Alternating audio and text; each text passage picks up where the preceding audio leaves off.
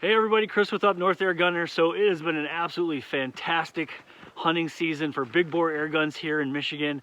So far this year I've got 2 deer down. I'm absolutely loving the AirForce Texan 45 with the new carbon fiber bottle, shooting over 3,600 PSI. This thing has been absolutely amazing for me.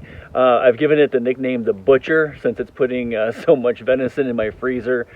So one of the questions that I often get is, what type of shot placement am I taking on these deer, and how do I go about choosing my ammo selection? There's a lot of guys out there that are hunting with big bore air guns all over the country now, and we're getting a lot of information and a lot more intel into the sport about shot selection, ammo selection, shot placement. So here in Michigan, we were one of the first states to legalize big bore air gun hunting. Ever since I got into this, I've really been treating all my shot selection pretty much kind of like archery shots, you know, right behind the shoulder, right there in the vitals, the heart, lung. So that hands down is probably the most consistent and predictable ethical shot that you're going to take with a white-tailed deer with a big bore air gun. So one of the things that I have found is that you really want a full pass through. I cannot emphasize that enough. When you're choosing your ammo, you really want to make sure, one, you're shooting a gun that has high enough foot-pounds of energy that you're going to get a full pass through. And if you're shooting a gun below 300 foot-pounds of energy, I really highly recommend that you might want to go with a solid, so that way you're getting all the way through the deer. For basically 2 holes in the deer, you're going to get more blood trails. But if you're slinging an air gun over 300 foot-pounds of energy, shooting hollow points is fine. You're probably not going to get all that much expansion unless you're getting up there in that 900 plus feet per second range. And so for me, I am going with this new Nick Nielsen NSA 302 grain hollow core slug. This thing is absolutely amazing. I mean, look at the hollow point on this thing. So the way Nick has developed this is, if you took this slug and if it didn't have a hollow point in it, it's probably about 370 grains. So he's taken all of that extra material out of the center of that slug to make this huge cavernous hollow point. And what he does is that swaging process, the final step where he makes the nose of that slug, what that does is it makes basically the base of the interior of that hollow point wider than the nose. And so that thing's just going to open up like a flower. So if this has the expansion of anything like his 290 grain slugs that I was shooting earlier this year, this thing is going to be absolutely wicked. So terminal ballistics are all fine and good, and getting that massive expansion is great. But if you don't have accuracy, that is the most important part of any ammunition that you're going to select for your big bore air gun. So in working with Nick, he had me go out and do some final testing right before these went into production, just to make sure that these were holding the same types of groups that we had been experiencing with his very successful 350 grain slug, which is actually the same slug that won the big bore EBR this year.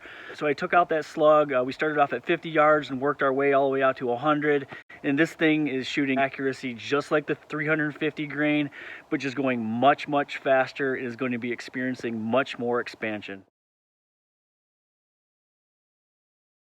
One of the things that has been really intriguing me is this concept of a dead right there DRT shot, where you're basically hitting the deer, it just flops over, no tracking, done deal.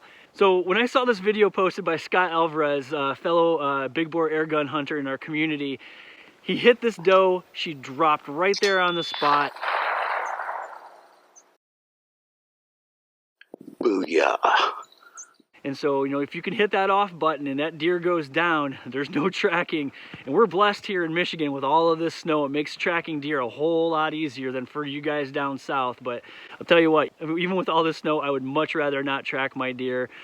So when you start researching this concept of the quote-unquote off button when hunting deer, you're going to come across something called the brachial plexus. Basically what this is it's a nerve bundle that exists right around that shoulder area of a white-tailed deer.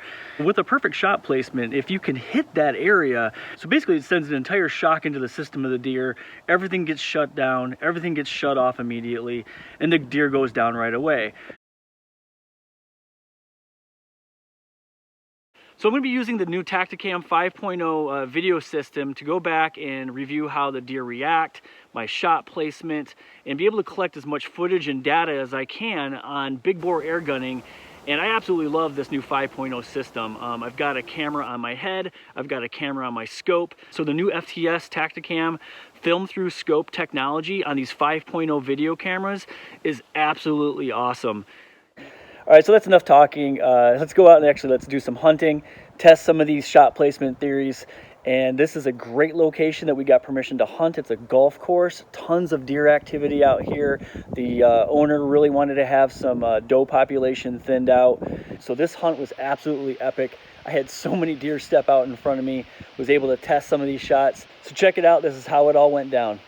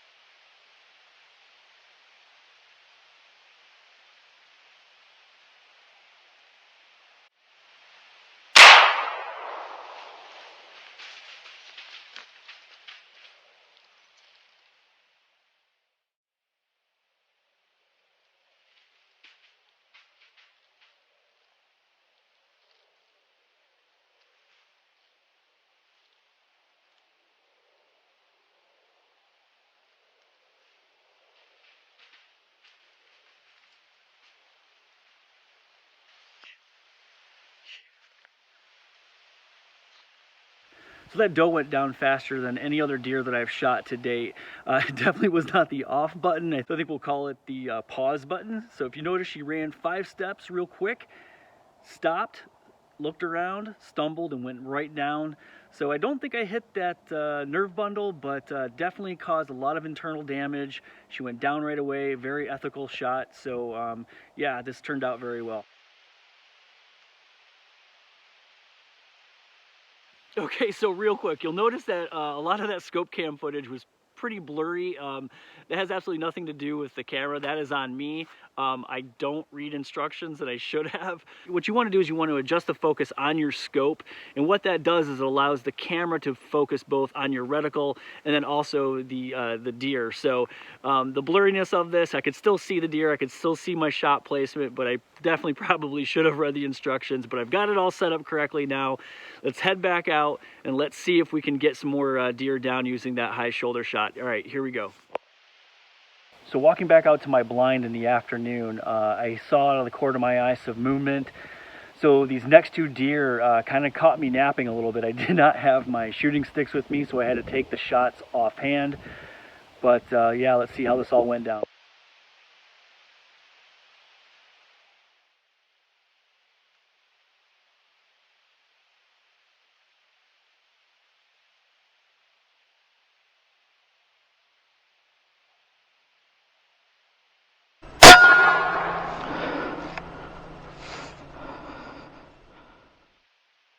So that shot right there, I probably could have taken the shot a little bit earlier in that first window of opportunity between those 2 trees, but I just wanted to be sure of that shot. Took the high shoulder shot a little bit higher than I wanted, but she only went about 30 yards. And so one thing I wanted to point out, I've actually noticed this a lot ever since I got into big bore air gunning, is deer really do not react the same way to the shot sound as they would with a firearm. I'm not sure if it's because it's subsonic, but they definitely don't know what to do about that shot. So this second deer definitely stuck around long enough and close enough range for me to take this shot. So it's just something to be aware of as you get into big bore air gunning. If you take a shot, you might get a second shot. Just be ready because they often don't go very far.